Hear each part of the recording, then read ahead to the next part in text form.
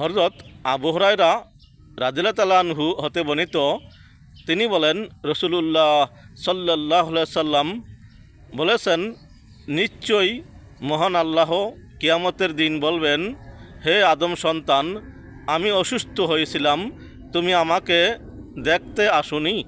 সে বলবে, হে আমার প্রতিপালক, কিভাবে আপনাকে অসুস্থ অবস্থায় দেখতে যাব? আপনি তো সমগ্র জগতের প্রতিপালক। তিনি বলবেন, তুমি কি জানো না আমার অমুক বান্দা অসুস্থ হয়েছিল, তাকে তুমি দেখতে যাওনি?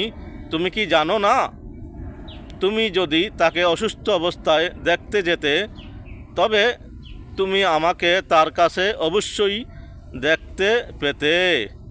হাদিস সহিহ মুসলিম শরীফ।